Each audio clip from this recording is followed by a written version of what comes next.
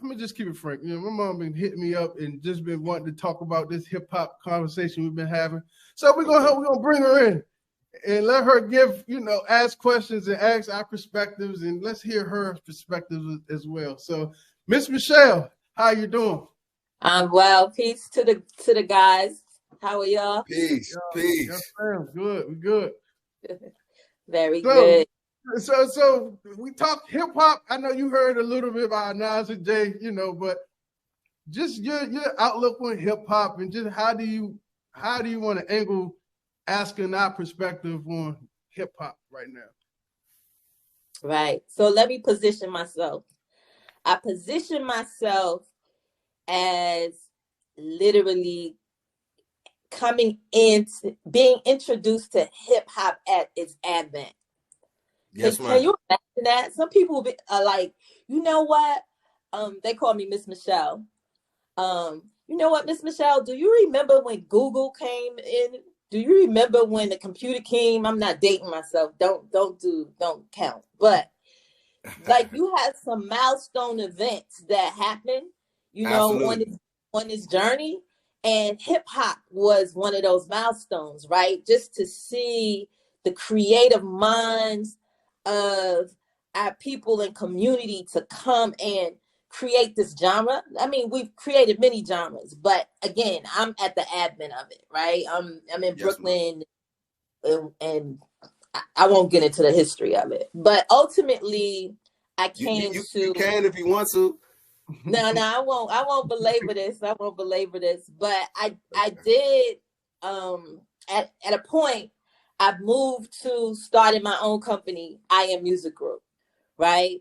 Definitely based in hip hop, artists, Young Sir, and other artists and what have you. So kind of Yes, got ma'am. my feet in the industry, you know what I mean?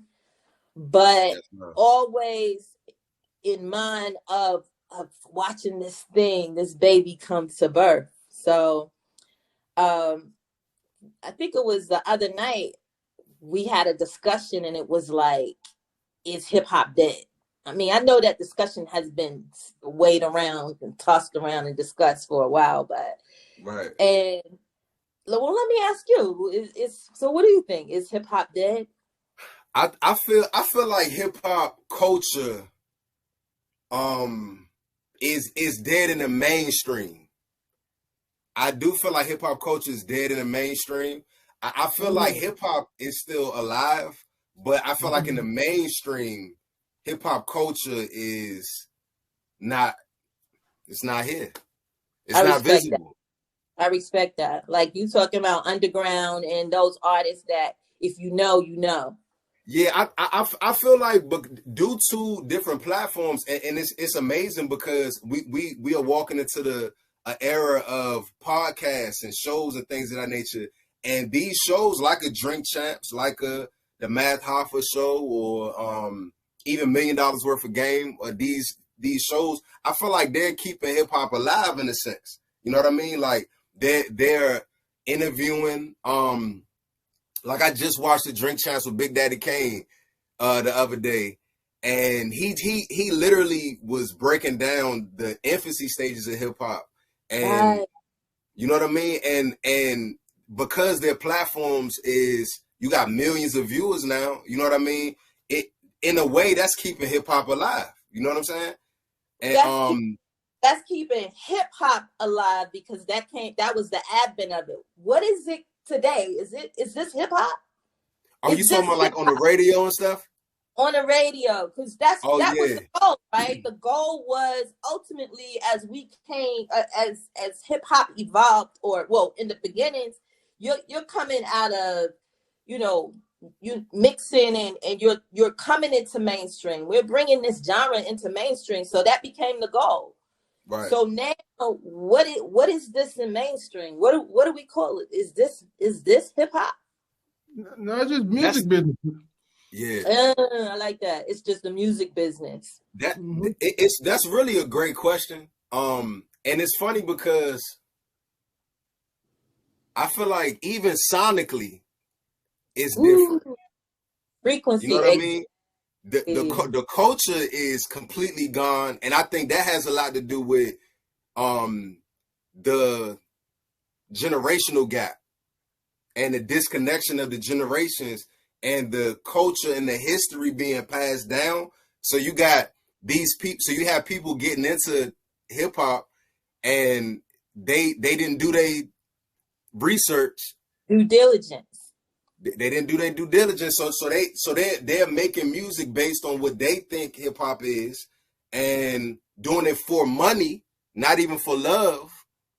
And it's kind of turning into something different. Like that's why I said it's really a good question, because I think it should be a different name on it, because it's not rooted in hip hop culture. You know what I mean? So it's like, what is it for real? It's not even the hip hop was created based on, first of all, started with the DJ. So it started with you looping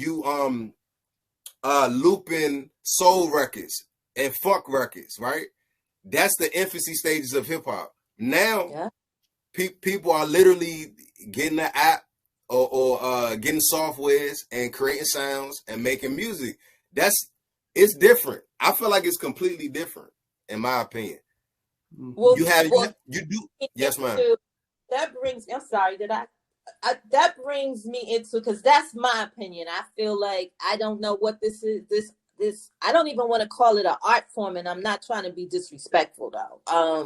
But I don't know what I'll loosely say what this art form is. Right. But it's not, like you said, and I love the way you said that, it's not rooted in hip hop, in the spirit of it, what it did to the culture, what it meant for generations in terms of the legacy of what was passed down or should have been passed down, what it did for the world.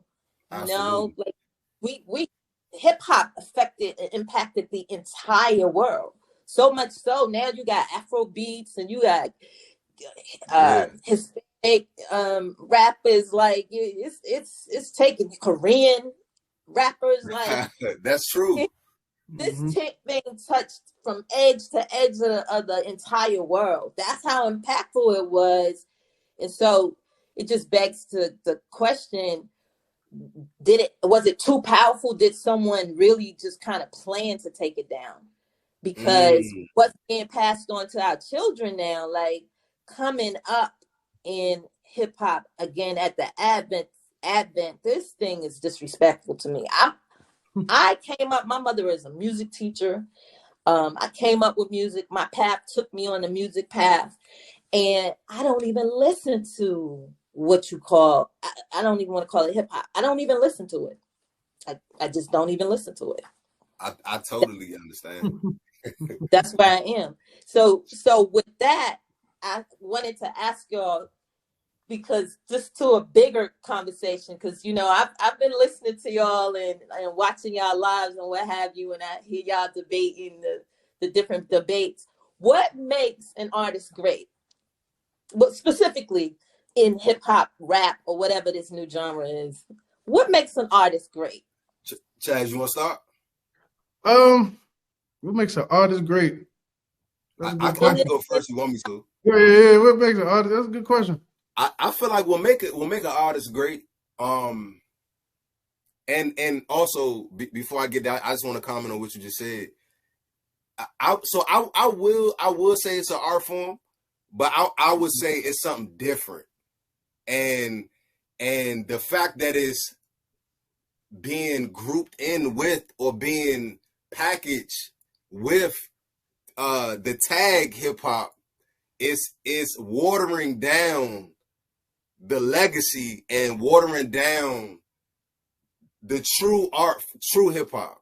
So I feel like it should be called something different. Now, the artists that we're talking about, like it's unspoken. The mainstream. Right. Well, the artists that we talking about the mainstream, and it's like unspoken because it's like I know exactly who you're talking about, but I know when you hear J. Cole, you feel hip hop, right? Absolutely. Absolutely. And like in Kendrick Lamar, I know you feel, yes, man. So and they are mainstream, you know what I mean? So when I hear them, I do feel it. But when I hear other artists, I ain't even gonna throw nobody under the bus. I don't even feel it. That's the other thing. Like I don't even feel the music. You know what I mean? So I feel like it absolutely should be a different name. But but as far as what make an artist great, I would say, and you're talking about hip hop artists, right? Correct. I would say the first thing is your ability. Okay, first I would say your lyrical ability.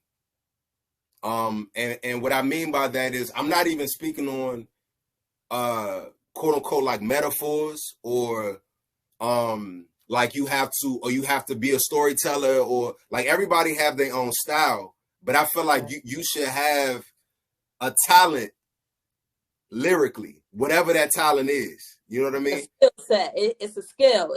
You should have a skill set lyrically. Absolutely. The next thing that I feel makes a great hip hop artist is your ability to choose your beats, to choose your music. I think that's big. To know what you sound good over, to know what beats sound better than the other, like your ability to know what to rap on. I think that's major. Also, to me, your body of work. So I would say your albums. I would start with by saying your albums, what your full project sounds like. I feel like all great artists have at least one or two, like a full body of work that is classic. They have a classic album. Like I don't feel like you can be like a truly great artist and don't have at least one classic album. To me. And then outside of your albums, I feel like you should have classic songs. At least classic songs. You know what I mean? And the last thing I would say is the ability. Now let me ask you this. When you say a great artist, are you saying a great artist to like a hip hop head or to like everybody? Because it's and I'm saying that because, you know, it's some artists that are great to people that really know hip hop, but the average person, they'll be like, oh, that's boring or something like that. You know what I mean?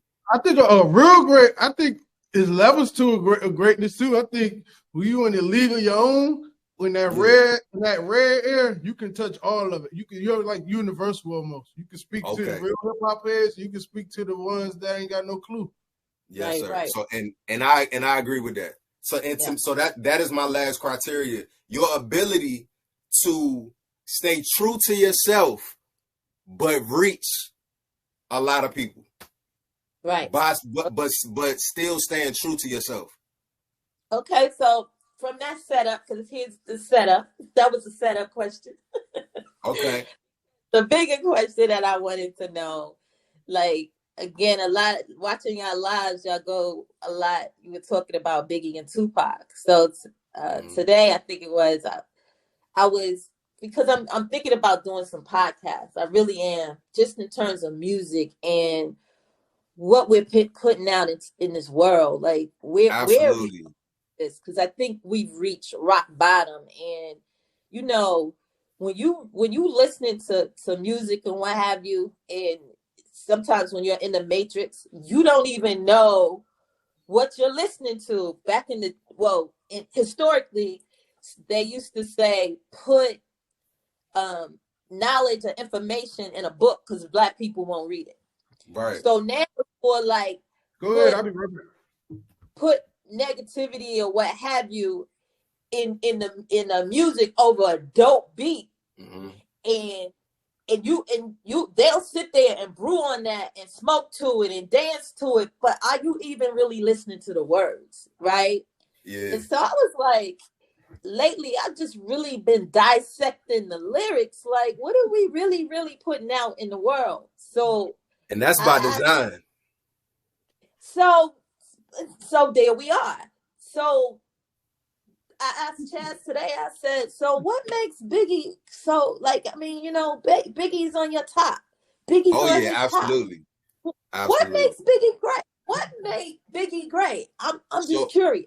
that is a great question. That's a great question. So Biggie, for it's a lot really. Number one, I really like I study. I'm a quote unquote historian. Like I've always loved history, period. And I study the history of things that I like. So naturally, I've studied the history of hip hop, right? So Right.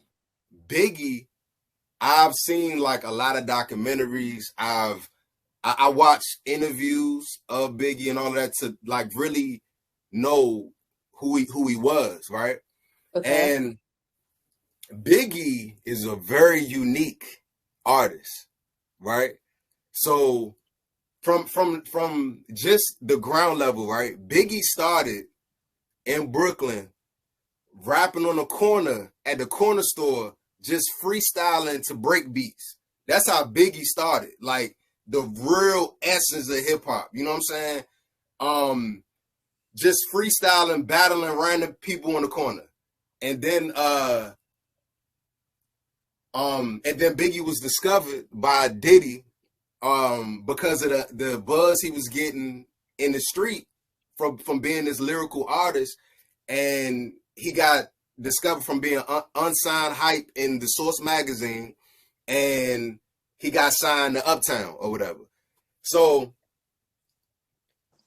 Biggie, one of Biggie's best attributes to me is the fact that he don't write nothing down. And he's Okay. never written anything down in any of his albums, right? So I know a few artists that are like that. Okay. yes, ma'am. Yes, ma'am. So when you listen to a song like Warning, right, which is a story from start to finish, and it's like he really went in the booth and told that whole story without writing nothing down. Like that is a gift. You know what I mean? That is like a straight gift. And so I say that to say his lyrical ability is number one. Like his MC, not just lyrical ability, but he is a straight MC. Like his voice is like no other. Like even though he raps, but he has like a certain frequency when he rap. It's just like that I like. That I like. Let me say that he has a frequency that I like. Right. His the his punchlines, the punchlines that he have, right? Like he say things that make you be like how does that go together? Like how did you think of that, right? Like witty. He witty when he rap. That's the word I'm looking for. Also his story and his ability to tell his story. So Ready to Die is his biography. And if you listen to like on the first track, and to me, Ready to Die is one of the greatest albums of all time. I feel like Life After Death is the greatest album of all time. That's just my opinion. Wow. But I feel like Biggie's albums play like movies. So when you listen to that first track on Ready to Die, it's him coming into the world. You hear he's a baby, you hear baby crying, you hear Curtis Mayfield in the background. So showing that he was born in the 70s. And then it goes to him about to rob a train in the 80s, listening to Milk. What's MC Light brother? But his name Milk, right? The song Chillin'. The Milk is chillin'. I forgot his name. But you hear that in the background, he about to rob a train. And then the last thing, before you go into the first song, you hear Snoop playing in the background, which represents the 90s, and it's him leaving jail and him telling the CEO or the warden, like, you ain't never gonna see me coming back here. You know what I'm saying? Basically showing that he's changing his life for the better. He's going the straight route. You ain't never gonna see me come back in here. And then it goes into Things Done Change. So it's like a movie, and his ability to tell the story is amazing. You know what I'm saying? The next thing that I love about Biggie is what he represents.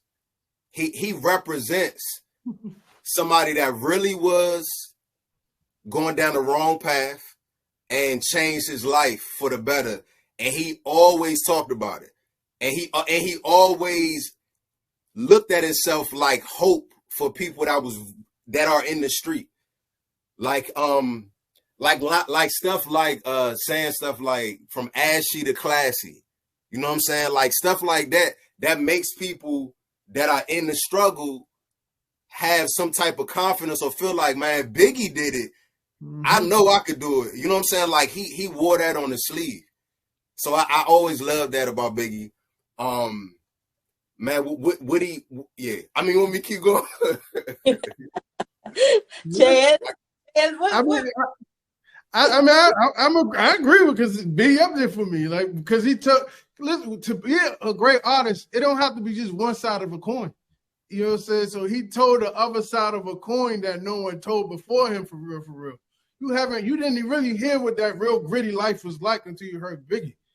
You saying you had some here and there, but you never really heard them stories, them tales of, in the way that Biggie told them. Yeah, because that's real life. It was back in them days, it was a lot of 18, 20-year-olds that was living that life, robbing just to get by. So for sure. Nah, absolutely. Would you not say that he glorified that though? Well, I would say, and it's I'm sorry, because before because I want you to finish, Chad. I just want to say this. Something the icing on the cake for me with Biggie is what Diddy did with Biggie. So he took this artist, this hardcore rapper, and made Big Papa, One More Chance remix, Hypnotize, all of these songs, and Biggie's ability to rap on a Juicy and a Warning. That is what really made me like, okay. Because he showed that even though he's this hardcore rapper, he can adjust to any, you know what I'm saying? Like, he even though we talking about how hardcore he was, he also made One More Chance remix. You know what I'm saying? But go ahead, Chad. No, I mean, you kind of said it. You kind of said it all. Like, that's what makes a great artist. You know what I'm saying? That's what makes a great artist, man. And it was like I said, you saw a different side of the coin. You know what I'm saying? So, oh yeah. Go ahead. What you about to say? No, I was saying I forgot you said about glorifying, right? I mean, yeah, I wouldn't necessarily, that's okay. Yeah, the business outside of it, you would glorify, you know what I'm saying, for sure. But as a 20-year-old, if anything I'm glorified that I overcame this. You know what I'm saying? So I'm telling this story. I overcame this. I'm going to tell you what I did 6 months ago, because it's real life. Would you want me to not tell the story because I got a platform, so don't share my story? So right. Here's my thing about artists. You know what I mean? Like, and I get it. I've heard this story told over and over again in different interviews with, our brothers who are artists, and how this is the life that they live. But this is the life that you took your artistry to get out of. So, right. But once you're out of it, you're still in it, and you're still selling it, and you're still saying it in a way because now you've become influential, and now you're selling this lifestyle, right? Right. That's true. This lifestyle for others to imitate it. I mean, we can say music doesn't, art doesn't imitate life. We can get into that whole debate. But in all actuality, when you're growing up, when you're young men and young ladies in the hood without guidance, let me take that back. I don't want to just say it's the hood, but you're without guidance and you're looking for influence, and you look up to these artists, and you look up to these Hollywood types and what have you. But what are you giving them, right? Yes. And yes, ma'am. that was my only thing. I was really kind of talking to Chaz earlier. I was looking at Biggie's lyrics, and I was Yeah, like, his lyrics is wild. It is wild. But I will say this. I will